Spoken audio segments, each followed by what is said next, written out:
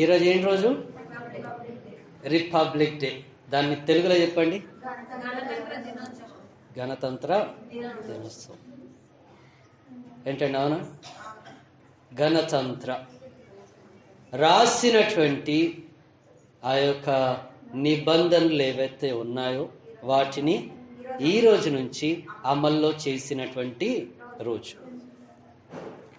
మరి క్రైస్తవులైనటువంటి మనకి 10 ఆజ్ఞలని ఎప్పుడో దేవుడు రాసిచ్చు.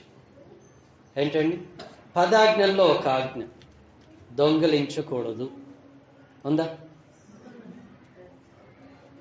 దొంగలించకూడదు. అదే ఆజ్ఞ మళ్ళీ మన యొక్క రాజ్యాంగంలో కూడా చూడొచ్చు. దొంగతనం చేయకూడదు, నేరము, 6 నెలల శిక్ష, 6 నెలల నుంచి సంవత్సరం వరకు ఎంతైనా పెట్టచ్చు దొంగతనం చేసినందుకు. హల్లెలూయా. నియమాలు మనకి ఇయ్యబడి ఉన్నాయి. బైబిల్ గ్రంథంలో ప్రభు అయిన యేసుక్రీస్తు క్లియర్గా చెప్పింది ఏంటిదంటే వీటిని పాటించండి. ఆయన బ్రతుకున్నప్పుడు కూడా ఒక మాట అన్నాడు, నీ యొక్క అధికారులు చెప్పేటువంటి మాటని జాగ్రత్తగా వినండి, పాటించండి. దేవునికి స్తోత్రం. హల్లెలూయా. అయితే వాక్యంలో ఈ రోజున నేను ఎంచుకున్నటువంటి అంశము అనాయింటెడ్ ఫర్ ఫ్రీడమ్. స్వేచ్ఛ కోసము ఆయన నన్ను అభిషేకించు. ఎవరి స్వేచ్ఛ? మన స్వేచ్ఛ కోసము ఆయన మనల్ని అభిషేకించను. 3 అంశాలు చెప్తాను. ఈ రోజున కొద్దిగా చర్చ్లో కూడా చిన్నపాటి సిద్ధపాట్లు జరుగుతున్నాయి కనుక పెద్ద మనుషులయ్యి చూద్దాం. దేవునికి స్తోత్రం కలుగును గాక. అయితే లూకా సువార్త 4వ అధ్యాయము 14వ వచనం మొదలుకొని చదువుతారు. లూకా సువార్త 4వ అధ్యాయము 14వ వచనం మొదలుకొని చదువుతారు. అప్పుడు యేసు ఆత్మ బలముతో ఎలా వెళ్ళను? చెప్పాలండి, అందరు చెప్పాలి. ఎలా వెళ్ళను? ఎవరు లేరా ఇక్కడ? ఆత్మ బలము చేత గలిలయకి తిరిగి వెళ్ళను. ఆయనను గురించిన సమాచారము ఆ ప్రదేశమంతటా వ్యాపించెను. చాలండి. దేవునికి స్తోత్రం కలుగును గాక. చిన్న ప్రార్థన చేస్తాను. మహోన్నత శ్రమికు వందనాలు. ఎత్తబడిచిన వాక్యం దీవించండి. వాక్యంలోని మర్మం తేటపరిచి వాక్యానుసారమైనటువంటి జీవితాన్ని మా అందరికీ దయచేయమని యేసు నామములో అడుగుచున్నాము తండ్రి. దేవునికి స్తోత్రం. మరి లూకా సువార్త 4వ అధ్యాయము మనం చదివినటువంటి 14వ వచనం. ప్రభు అయిన యేసుక్రీస్తు ఆత్మ చేత ఆత్మలో నింపబడి ఆత్మ ప్రేరేపిస్తూ ఉండగా గలిలయ పట్టణానికి వెళుతూ ఉన్నాడు. ఈ రోజున మనమందరము నడిపించేటువంటి ఆత్మ ఏంటి? నిన్ను ప్రేరేపించే వాళ్ళు ఎవరు చెప్పిన మాటలు వినడం చేత మనం ప్రేరేపింపబడుతున్నాం? ఎవరు చెప్పే మాటలు వినడం చేత నేను ప్రార్థనలో నిలబడగలుచున్నాను, నిలకడగా ఉండగలుచున్నాను అనేటువంటి అంశములు మనం ఈ రోజున నేర్చుకుందాం. హల్లెలూయా. అంతకంటే ముందుగా ఒకసారి లూకా సువార్త 4వ అధ్యాయము 1వ వచనం ఒకసారి చదవండి. యేసు ఎలాగండి? యేసు పరిశుద్ధాత్మ పూర్ణుడై యోర్దాను నది నుండి తిరిగి వచ్చి 40 దినములు ఆత్మచేత అరణ్యములో నడిపింపబడి అపవాది చేత శోధింపబడుచుండెను. దేవుని స్తోత్రం కలుగును గాక. అనేకమైనటువంటి సార్లు నేను కానీ లేదా కొంతమంది పాస్టర్లు కానీ చెప్పినటువంటి మాటలు ఏంటిదంటే క్రైస్తవ జీవితం అంటే ముళ్ళ జీవితము, ముళ్ళ మార్గము. ఆ జీవితంలో కష్టాలు ఉంటాయి, ఇరుకులు ఉంటాయి, సమస్యలు ఉంటాయి అనేసి అని చెప్పడం జరిగింది. అవును, సమస్యలు ఉన్నాయి, లేవని కాదు. నీ విశ్వాసాన్ని బలపరచడానికి. దేనికండి? నీ విశ్వాసాన్ని బలపరచడానికి. నువ్వు యేసుక్రీస్తుని నమ్మునా, నమ్మకపోయినా నీ జీవితంలో కష్టాలు రావా? Logic point. యేసుక్రీస్తుని నేను నమ్మకపోతే, ఆయనని పాటించకపోతే నా జీవితంలో ఏ కష్టం ఉండదు అనేసి అని ఎవరు చెప్తారు? యేసుక్రీస్తుని నమ్మటం వల్ల నాకు నెలకి 50,000 నా అకౌంట్లో పడుతున్నాయి అనేసి అంటే ఎవరైనా నమ్ముతారా? నమ్మరు. ఎందుకు నమ్మరు? అది నిజం కాదు గనక. 50,000 యేసుక్రీస్తుని నమ్ముకున్నందుకు వస్తున్నాయని అంటే కనుక మీరు కూడా ఆటోమేటిక్గా నమ్ముకుంటారు. ఎందుకని? నాకు కావాలి. హల్లెలూయా. నమ్ముకున్నందుకు 50,000 ఇస్తున్నారు. ఇప్పటికీ క్రైస్తవుల మీద ఈ మాటలు వేస్తూ ఉన్నారు. ఏంటండి? ఎవరైనా నేను చూసినటువంటి దారుణాలని నేను ఈ రోజునే చెప్తున్నానండి, వేరేది ఏదో కాదు. ఎవరైనా మెదక్ చర్చికి వెళ్ళినారా ఈ మధ్యకాలంలో? మెదక్ చర్చి వెళ్తే అక్కడ గమనించిన వాళ్ళు, నేను వెళ్ళింది అయితే మా పిన్ని వాళ్ళతోటి దాదాపుగా ఒక 3 years అవుతుంది. నేను మధ్యలో వెళ్దామని ప్రయత్నం చేసిన కానీ ఎండలని కోతులని భయపడి ఒక్కడిని వెళ్దాం అనుకున్నా, సాహసం చేద్దాం. కోతులు ఉన్నాయి, ఎండ ఎక్కువ ఉంది అనేసి అని వెళ్ళలేకపోయాం. కానీ ఈసారి ఖచ్చితంగా వెళ్తాం. అక్కడ చర్చ్ బయట అంటే గేట్ లోపల, పెద్ద గేట్ లోపల రెండో గేట్ లోపలికి వెళ్ళంగానే రైట్ సైడ్లో ఒక చిన్న సిలువ ఉంటుంది, నున్నటి రాళ్ళు పెట్టేసి ఉంటాయి. నేను పోయినప్పుడు నిన్నటి రాళ్ళు మట్టుకే ఉన్నాయి. నేను దిగినటువంటి ఫోటోలు కూడా మీ అందరికి చూపిస్తా. కానీ ఈ రోజున అనేకమైనటువంటి క్రైస్తవులు అక్కడికి కొబ్బరికాయలు తీసుకెళ్ళి, అగరబత్తులు పెట్టి, క్యాండిల్స్ పెట్టి ఏం చేస్తున్నారు? ఎక్కడన్నా చెప్పబడి ఉందా?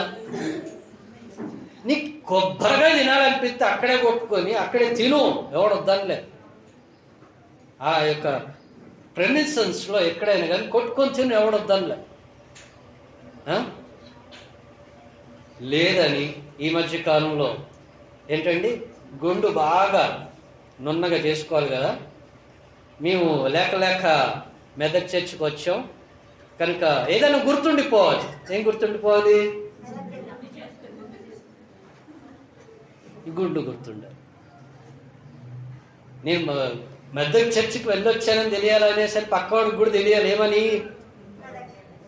గుండును చూసి.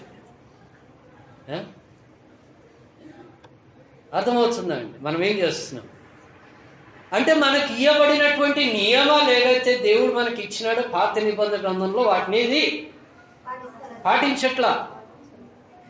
ఇంకా పరిశుద్ధాత్ముడు మనల్ని ఎలా నడిపిస్తాడు? ఆలోచించిన ఒక మాట. నన్ను పరిశుద్ధాత్ముడు నడిపించాలంటే నేను ఏదైతే చేయకూడదని ఉందో అది నేను చేయకూడదు. అది చేస్తూ ఉన్నానంటే కనుక పరిశుద్ధాత్ముడు నన్ను నడిపిస్తాడా? యేసుక్రీస్తు అంటే ఇక 4వ అధ్యాయంలో అంటున్నాడు. మత్తయి సువార్త 4వ అధ్యాయం కూడా చదవండి. యేసుక్రీస్తు అంటే బాప్టిజం పొందిన తర్వాత పరిశుద్ధాత్మ అతన్ని నడిపిస్తూ ఉంది, ప్రేరేపిస్తూ ఉంది. అయ్యా, ఇంతకీ నీకు 30 సంవత్సరాలు వచ్చాయి కనుక నువ్వు ఇంకా పరిచర్లోకి వెళ్ళు. నీ తల్లిదండ్రులకు సహాయకులుగా ఉన్నావు, నీ కుటుంబానికి సహాయకులుగా ఉన్నావు. నువ్వు ఈ భూమికి వచ్చి చేయాల్సినటువంటి పని ఏదైతుందో ఇప్పుడు పని చేయటం మొదలుపెట్టు. అంటే సువార్త పని కూడా ఏ వయస్సులో మొదలు పెట్టాలనేసి అని కూడా చెప్తున్నాడు. ఈ రోజుల్లో ఎవరు పడితే వాళ్ళు సువార్త చెప్తున్నారు. ఏమని చెప్తున్నారండి? యేసుక్రీస్తు దగ్గర రండి, మీ కష్టాలు పోతాయి. కష్టాలు పోతాయి కాదు, నీ ఎబిలిటీ పెరుగుతుంది, నీ ఆత్మకి రక్షణ వస్తుంది. ఆ మాటను క్లియర్గా చెప్పండి. మిగతా దేవుళ్ళు ఉన్నారు లేరని ఎక్కడ బైబిల్లో చెప్పలే, ఉన్నారు అనేసరి ఉంది. కానీ మానవులైనటువంటి మన కోసము చనిపోయి తిరిగి లేచినటువంటి దేవుడు ఎవరు అంటే ప్రభు అయిన యేసుక్రీస్తు తప్ప ఇంకెవరు? కావాలంటే మీరు అపోస్తలుల కార్యం మరి మీరు చదవండి. ఎథెన్స్ పట్టణానికి వెళ్తే అక్కడ ఉన్నటువంటి వాళ్ళు ఏంటండి, అనేకమైనటువంటి దేవుళ్ళకి దేవతలకు బలిపీఠాలు కడుతూ ఉన్నారంట. అక్కడ తెలియబడని దేవునికి అనేసి అని కూడా బలిపీఠం కట్టబడి ఉన్నది. ఎందుకు కట్టబడి ఉన్నది ఎప్పుడైనా ఆలోచించారా? ఇంకెవరో ఉన్నారు కనుక వాళ్ళకు కూడా మేము అర్పణ చేసుకోవాలి. నువ్వు చేసుకోవాల్సినటువంటి అర్పణ ఏదైతే ఉన్నదో అది సరిగా చేసుకో. ముందుగా ఎవరు చెప్పారని కాదు, ఉన్నారు లేరని కాదు, కానీ మానవాల్ని రక్షించుటకై ఎవరు వచ్చినారు? ప్రభు అయిన యేసుక్రీస్తు వచ్చి చనిపోయి తిరిగి లేచినాడు. దాని యొక్క సాదృశ్యం ఇక్కడ అంటున్నాడు. ఏమని? 4వ అధ్యాయంలో ఆయన అంట ఎవరి చేత ప్రేరేపింపబడినాడు? ఆత్మ చేత ప్రేరేపింపబడి. నువ్వు దేవుని కోసం నిలబడాలనుకున్నప్పుడు, దేవుడు చూపించే మార్గంలో నడవాలనుకున్నప్పుడు దేవుడే నిన్ను ప్రేరేపించి నడిపిస్తాడు. ఏంటండి? దేవుడే నిన్ను నడిపిస్తాడు. నువ్వు మోకరించి ప్రార్థన చేయి. అయ్యా నేనేం చేయాలి, నేనెక్కడికి వెళ్ళాలి, నేనెవరికి సహాయం చేయాలి, నేనెవరి కోసము నేను ప్రార్థన చేయాలి, నువ్వు దేవుణ్ణి అడుగుతూ ఉండు. దేవుడే నిన్ను నడిపించడం మొదలు పెడతాడు. ఏ మనుష్యుడో కాదండి. ఏంటండి? ఇగో నువ్వు కూర్చున్నది చాలు, ఇంకా నువ్వు లే అని లేపేది కూడా దేవుడే. ఏంటండి? నువ్వు సోమరిగా ఉన్నది చాలు ఇంకా. చాలా మంది అంటారు, సామెతలు రాసినటువంటి ఆ యొక్క మాట, ఓ సోమరి నువ్వు లేచి చీమల యొద్దకు వెళ్ళి జ్ఞానం తెచ్చుకో అన్నాడు. అదేం జ్ఞానమో తెలుసా అండి? ఒక చీమ ఎన్ని గంటలు నిద్రపోతుందో తెలుసా అండి? అది ఎంతసేపు పని చేస్తుందో తెలుసా?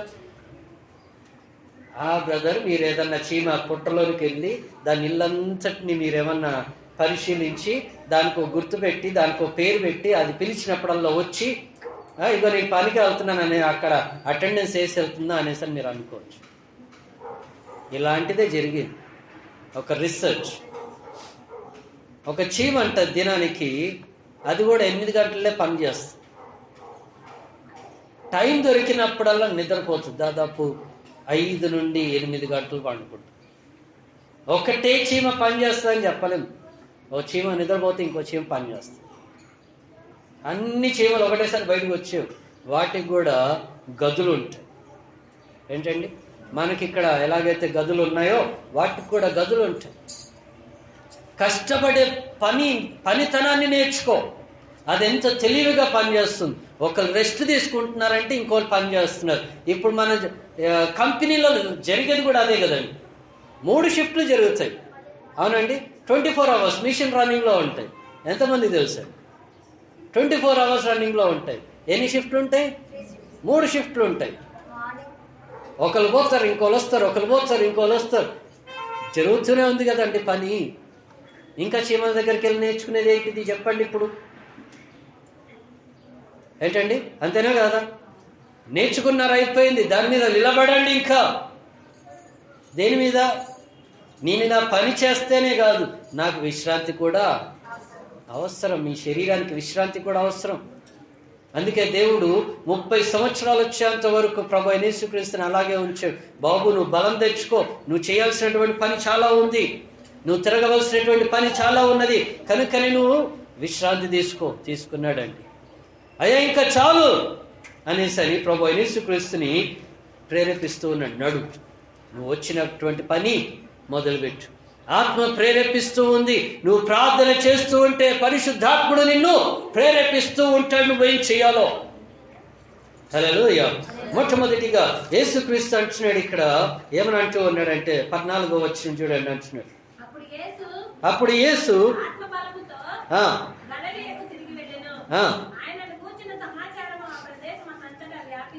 ఆయనను గురించి సమాచారము ఆ ప్రదేశం అంతా వ్యాపించెను.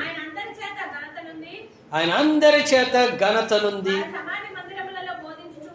చాలండి, దేవునికి స్తోత్రం. 14-15 వచనాల్లో మనం గమనిస్తే ఇక్కడ యేసుక్రీస్తు అంటే ఆత్మ చేత నడిపింపబడి అక్కడికి వెళ్ళి చూసి గలిలీ పట్టణం అంతటిని సువార్త చెప్పడం మొదలు పెట్టినాడు. హల్లెలూయా. ఇంకా నువ్వెప్పుడు కదలడం మొదలు పెడతావు? నువ్వెప్పుడు లెగటం మొదలు పెడతావు? నీలో కదలిక ఎప్పుడు వస్తుంది? చాలా మంది అంటారు, అయ్యా నేను కష్టపడేటువంటి వయసు కనుక నేను కష్టపడతాను, నేను ఎప్పుడు దేవుని పని చేస్తాను? నా పిల్లలు పెళ్ళిళ్ళు అయ్యాక మనవాళ్ళు నా చేతికి వచ్చాక ఇంట్లో నేను ఖాళీ కూర్చొని ఏం చేసేది ఉంది? అప్పుడు నేను వెళ్ళి పాస్టర్కు తోడుగా నిలబడతా. ఎప్పుడు నీ సేవ? మన ముసలితనములో. హల్లెలూయా. ఈ రోజుల్లో పరిచర్య చాలా దారుణంగా ఉంది. ఎంత బాగుందంటే అండి, దారుణం, చాలా బాగుంది. ఎంత బాగుందంటే రక్షణ పొందినటువంటి వారికే మళ్ళీ రక్షణ. అంత బాగుంది సువార్త. హల్లెలూయా. మీరు గమనించండి, ఎప్పుడైనా కానీ ఎక్కడైనా కానీ సువార్త సభల్లోకి వెళ్తే, అయ్యా వాక్యం విని ఎవరైనా మారు మనసు పొందిన వారు లేచి కూర్చోండి, లేచి నిలబడండి అనగానే చర్చ్లో ఉన్నటువంటి చాలామంది కూడా అక్కడికి వెళ్ళి, అవును కదా, ఇలాంటి వాక్యం నేను ఎప్పుడు వినలే, ఈ వాక్యం నన్ను కదిలించింది, అందుకే నేను లేచి నిలబడతా. ఆల్రెడీ రక్షణ పొందినోడే, ఆల్రెడీ బ్యాప్టిజం తీసుకున్న వాళ్ళే లేచి నిలబడి పేరు చేయడానికి వెళ్తారు. వాక్యం వల్ల నేను మార్పు చెందిన. హల్లెలూయా. మార్పు మంచిదే, మరి మార్పు చెందిన తర్వాత కూడా నువ్వు అలాగే ఉండాలి కదా. నిన్ను నడిపించేది ఏంటిది? నిన్ను నడిపించేది ఏంటిది? ఆ మాట నువ్వు వినాలి కదా. ఆ ఒక్కరోజే వింటావెందుకు? మిగతా రోజులు ఎందుకు వినవు? హల్లెలూయా. అదే మాట ఇక్కడ ప్రభు అయిన యేసుక్రీస్తు మనతో మాట్లాడుతూ ఉన్నాడు. రోమ రాసినటువంటి పత్రిక 8:14 యేసుక్రీస్తు నడిపింపబడినాడు గనక ఆ గలిలీ పట్టణములో ఆయన సువార్త చెప్పుతూ ఉండగా, ఆ సువార్త విన్నటువంటి సినగోగులో ఉన్నటువంటి వారందరూ, అక్కడ ఆ ప్రాంతంలో ఉన్న వారందరూ ఏం చేయడం మొదలుపెట్టినారు? ఆయనను గణపరిచిరి. ఆయన చేసినటువంటి సువార్తను చూసి ఆయనను గణపరిచినారు. రోమ రాసినటువంటి పత్రిక 8:14 అంటున్నాడు, దేవుని ఆత్మ చేత ఎందరు నడిపింపబడదరో వారందరూ ఎవరి కుమారులు? చెప్పాలి. ఇప్పుడు ఎంతమంది నడుపుతారు దేవునితోటి? చెప్పాలి. ఎంతమంది చేతులు ఎత్తుతారు? నేను దేవునితోటి నడుస్తా, దేవుని యొక్క ఆత్మ నన్ను నడిపించాలనుకుంటున్నా, ఆ యొక్క ఆత్మతో నీ ముందుకు సాగాలనుకుంటున్నా. హల్లెలూయా. దేవుడు అంటున్నాడు, నేను నడిపించిన మార్గంలో నువ్వు నడిస్తే గనక నీ కష్టాలు రావచ్చు, ఇబ్బందులు రావచ్చు, కానీ నేను నీకు తోడున్నా గనుక. ఏంటండి? ఇశ్రాయేలీయులు యుద్ధానికి వెళ్ళినప్పుడు గుర్తుపెట్టుకోండి, ఫిలిష్తీయులతో యుద్ధానికి వెళ్ళినప్పుడు అక్కడ ఉన్నటువంటి ఒక వ్యక్తి గర్వంతో అంటున్నాడు, అహంకారంతో అంటున్నాడు, ఇజ్రాయిల్లో ఎవరైనా కానీ బలమైనటువంటి వాళ్ళు, నన్ను ఓడించగలరనుకున్న వాళ్ళు ముందుకు రండి, నాతో ఒక్కడితో యుద్ధం చేస్తే చాలు అనేసరి అంటున్నాడు. ఎవరండి ఆయన? నా ఒక్కడితో యుద్ధం చేస్తే చాలు అనుకున్నారు. ఇజ్రాయిలీలందరూ భయపడుతున్నారు. కానీ తండ్రి, అవో నీ అన్నలు యుద్ధంలో బహు కష్టపడుతున్నారు కదా. ఏంటండి చెప్పండి, నిజంగా యుద్ధం జరుగుతుందా? ఆత్మీయ యుద్ధము లేదు, ఆత్మీయ పోరాటము లేదు, ఏమీ లేదు. కానీ దేవుడు అనుకుంటాడు, అక్కడ ఉన్నటువంటి నీ జనులు, నీ పిల్లలు ఆత్మీయ పోరాటం చేస్తారు కదా, వీళ్ళకి ఆత్మీయ ఆహారం తీసుకెళ్ళు. అక్కడ యుద్ధమే లేనిది ఆహారం వచ్చి ఏం చేసేది ఉంది? ఆలోచిస్తారా? ఆత్మీయ యుద్ధము, ఆత్మీయ పోరాటము, ఆత్మీయ ప్రార్థనలు లేకపోతే గనక అక్కడ ఏ విలువ లేదు. హల్లెలూయా. ఏ విలువ లేనటువంటి జీవితంలోనికి దేవుడు దావీదును పంపిస్తున్నాడు, తండ్రి దావీదును పంపిస్తున్నాడు. ఏ విలువ లేనటువంటి ఆ యుద్ధములోనికి దేవుడు తండ్రి ఎవరిని పంపిస్తున్నాడు? దావీదుని కుమారుని పంపిస్తున్నాడు. గర్వంతో అహంకారంతో కొట్టుకుంటున్నటువంటి అతన్ని చూసి సౌలు కూడా, రాజు కూడా భయపడుతున్నాడు అండి. భయపడుతూ ఉంటే, ఇతన్నా మీరు చూసి భయపడేది? ఎంతున్నాడండి? చిన్నవాడే, గొర్రెల కాపరి, సింహాన్ని చీల్చి చంపిపడేసాడు, నక్కల్ని తోడల్ని తరిమి కొట్టినాడు, కొట్టి చంపినాడు. అటువంటి చిన్నవాడిని, ఇదిగో అతని స్వభావం ఏంటిదో నేను చూపిస్తా అనేసి అని చెప్పి గొర్రెల కాపరి దగ్గర ఉన్నటువంటి ఆ కర్రని, ఆ వడుసల్ని వెళ్తూ వెళ్తూ 5 రాళ్ళని తీసుకొని వెళ్ళినాడు. 5 అంశాలు, 5 రాళ్ళు తీసుకొని వెళ్ళి ఏం చేసినాడండి?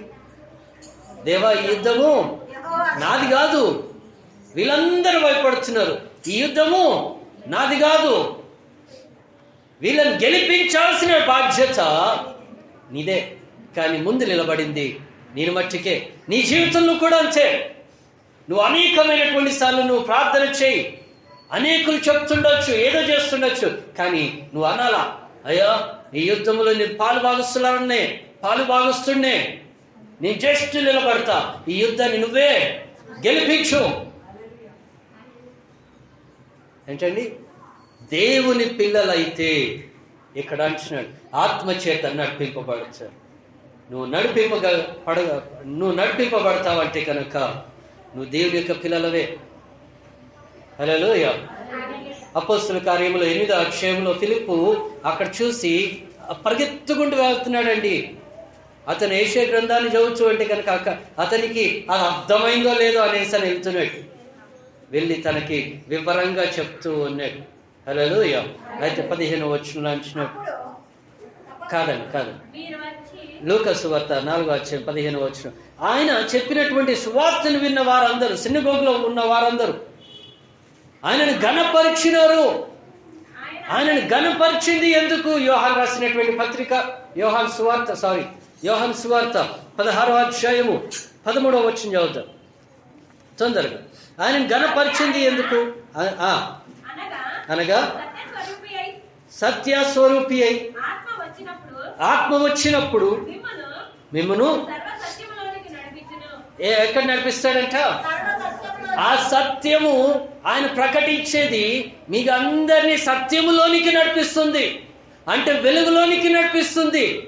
ఆయన ఆత్మ వచ్చినప్పుడు నువ్వేం చేస్తావు అని అంటే యెషయా 60వ అధ్యాయములో 1వ వచనంలో చెప్పబడింది, లెమ్మో తేజరిల్లుమో.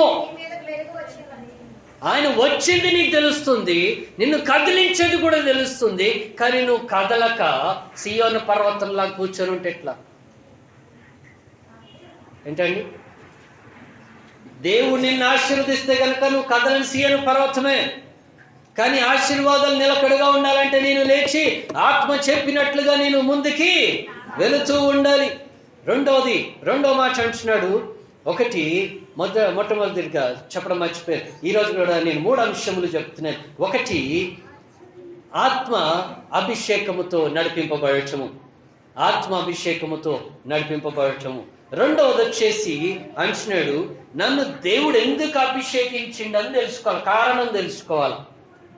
ఏం తెలుసుకోవాలా? కారణం తెలుసుకోవాలా. Why did God anointed me? దేవుడు నన్ను ఎందుకు అభిషేకించు? హల్లెలూయా. అయితే అంటున్నాడు లూకా సువార్త 4వ అధ్యాయం మరొకసారి 16వ వచనం చదువుతాం. తర్వాత ఆయన తను పెరిగినటువంటి నజరేతుకు వచ్చెను, తన వాడుక చొప్పున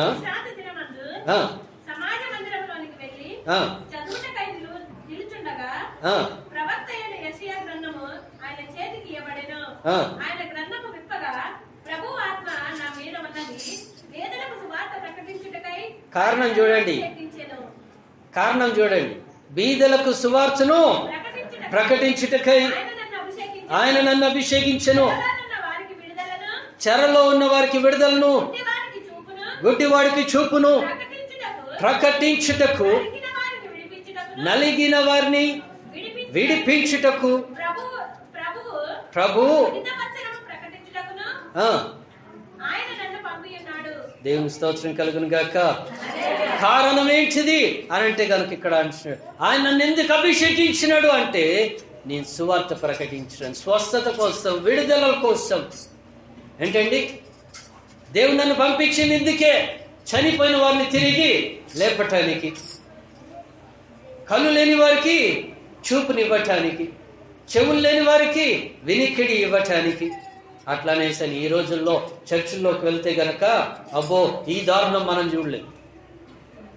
ఏంటండి, మీ అందరికి ఒకసారి నేను చెప్పినాను, గుర్తుందో లేదో. ఒక ఏజెన్సీ ఉంది. ఏముందండి? ఒక ఏజెన్సీ ఉంది, advertisement agencies, only for churches. దీని గురించి కాదు, ఓన్లీ ఫర్ చర్చెస్. మంచి సంఘాలు ఉన్నాయి లేవని కాదు, బలమైనటువంటి సంఘాలు ఉన్నాయి లేవని కాదు. వాళ్ళు ప్రార్థన చేస్తే దయ్యాలు పారిపోతాయి, విడుదల కలుగుతుంది, స్వస్థతలు జరుగుతాయి, చనిపోయిన వారు కూడా తిరిగి బ్రతికేటువంటి సంఘాలు కూడా ఉన్నాయి, అటువంటి ప్రార్థనలు కూడా జరుగుతున్నాయి. కానీ ఇక్కడ మోసం చేసే వాళ్ళు ఎలా ఉన్నారో తెలుసా అండి? ఈ రోజున ఇక్కడ ఈ క్షణాన ఒక సిస్టర్ని పిలిపించాను అనుకోండి, మంచి సాక్ష్యం చెప్పుద్ది, మీకు అందరికీ మంచి బూస్టింగ్ వచ్చుద్ది. ఇదే సిస్టర్ ఇంకో చర్చ్లో ఇంకొకలాగా కనిపిస్తుంది. ఇక్కడ ఈ సిస్టర్ ఏదైతే అయ్యా నాకు దెయ్యం పట్టింది అనేసి అని వచ్చిందో, అక్కడ అదే సిస్టరు అయ్యా నాకు కాళ్ళు పడిపోయి అనేసి అని అదే వీల్ చైర్లో వస్తుంది.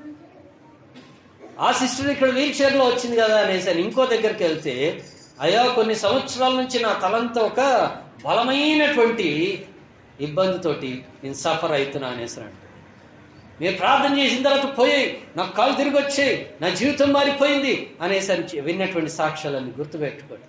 టీవీలలో మీకు చూపించే సాక్ష్యాలు నిజమైనటువంటి సాక్ష్యాలు కాదు. మీరు ఎంతమందిని చూస్తున్నా నాకైతే తెలియదు, కానీ టీవీలలో సాక్ష్యాలు, మొబైల్స్లలో సాక్ష్యాలు, కేవలం సాక్ష్యాలు పెట్టండి. మీరు ఏ చర్చిని అయితే మీరు ఫాలో అవుతున్నారు ఆ చర్చ్ సాక్ష్యాలే మీరు కొట్టండి, ఇంకేదో అవసరంలో. అక్కడ దొంగలు దొరికిపోతారు. అన్ని సాక్ష్యాలను కొట్టండి, ఆ రోజున ఉన్నటువంటి సాక్ష్యాలు. ఏజెన్సీస్ అండి ఇవన్నీ. నన్ను కూడా అప్రోచ్ అయ్యారు, బ్రదర్ మీకు ఇక్కడ మంచి దాదాపు 23-24 ఇయర్స్ నుంచి ఉన్నారు, మీ చర్చ్ మేము డెవలప్ చేస్తాం, మీకు అనేకమైనటువంటి వాళ్ళని తీసుకొస్తాం, మంచి బూస్టింగ్ ఇస్తాం, మంచి లైటింగ్ ఇస్తాం, అంత ఇన్వెస్ట్మెంట్ మొత్తం మాదే, మీరు మంచి వాకింగ్ చెప్పండి అంతే. వచ్చిన దాంట్లో 50-50 అంట. ఏంది 50-50 ఏంటండి? దేవునితో టాకలా? హల్లెలూయా. ఇలాంటి ఏజెన్సీస్ని పెట్టుకొని నిజమైనటువంటి సువార్తని చెవు దాకా కూడా రానియట్లేదండి. హల్లెలూయా. కానీ ఇక్కడ అంటున్నాడు, నన్ను దేవుడు ఎందుకు పంపించినాడు అంటే, దేవుడు నిన్ను కూడా ఎందుకు అభిషేకిస్తున్నాడు అని అంటే కనుక, నన్ను సువార్త ప్రకటించడానికి, స్వస్థత గురించి, విడుదల గురించి, దయ్యాలు కొట్టిన వాళ్ళని విడుదల ప్రకటించడానికి, చనిపోయిన వారిని తిరిగి లేపడానికి దేవుడు నాకు అభిషేకం ఇచ్చెను. మత్తయి సువార్త అక్కడ మనం చదివితే కనుక 18-19 వచనాలు అంటున్నాడు, నువ్వు భూమి మీద వేటినైతే బంధిస్తావు. ఇది ప్రభు అయిన యేసుక్రీస్తు శిష్యులతో అంటున్నటువంటి మాట, శిష్యులకు దేవుడిచ్చినటువంటి మాట. ఏంటిది? నువ్వు భూమి మీద వేటినైతే బంధిస్తావో అది పరలోకమందు బంధింపబడుతుంది. దేవుడు నీకు అధికారాన్ని ఇచ్చినడు. దేవుడు నిన్ను అభిషేకమే కాదు, అధికారం కూడా ఇచ్చినాడు. విడుదల ప్రకటించడానికి, స్వస్థత ప్రకటించడానికి, ఏంటండి చెరలో ఉన్న వారిని బయటికి తీసుకురావడానికి దేవుడు అనేకమైనటువంటి వాటిల్లో నీకు అధికారాన్ని ఇచ్చినాడు. మూడోదిగా ఈ రోజున ఇప్పుడు కారణం తెలుసుకున్నారుగా, మూడోదిగా అయితే ఏం చేయాలి అన్న చూద్దాం. Accepting the promise of Holy Spirit. దేవుని యొక్క పరిశుద్ధాత్మ ఇచ్చినటువంటి వాగ్దానాన్ని నువ్వు అంగీకరిస్తున్నావా? పరిశుద్ధాత్మ యొక్క వాగ్దానాన్ని అంగీకరించటం. నిజంగా నేను ఆ యొక్క వాగ్దానాన్ని అంగీకరిస్తున్నానా? ఏం వాగ్దానం దేవుడు నాకు ఇచ్చినాడు? కొలస్సీలకు రాసినటువంటి పత్రిక 1వ అధ్యాయం 24వ వచనం చదువుదాం ఒకసారి. కొలస్సీలకు రాసినటువంటి పత్రిక 1వ అధ్యాయము 24వ వచనం. మీ కొరకు నేను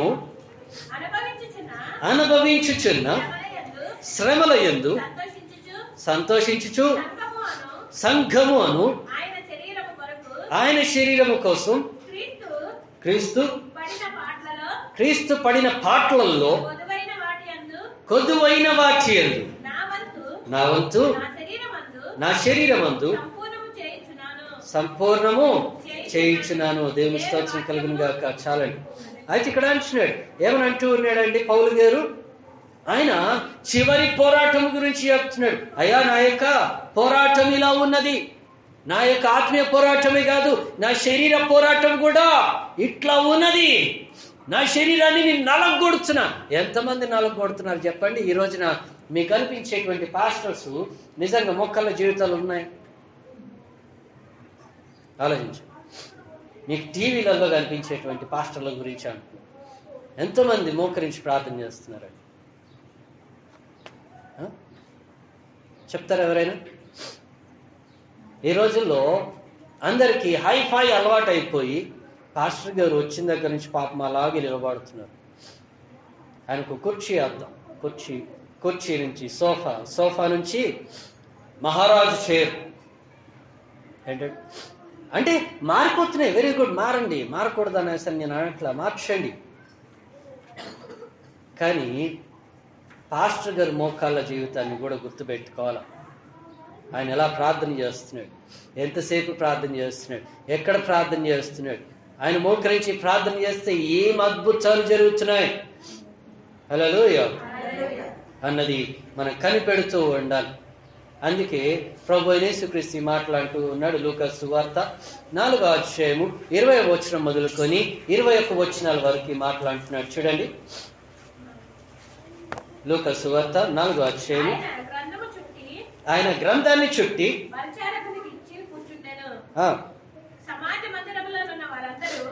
సమాజ మందిరములో ఉన్న వారందరూ ఆయనను తేరి చూడగా ఆయన నేడు మీ వినికిడిలో ఈ లేఖనము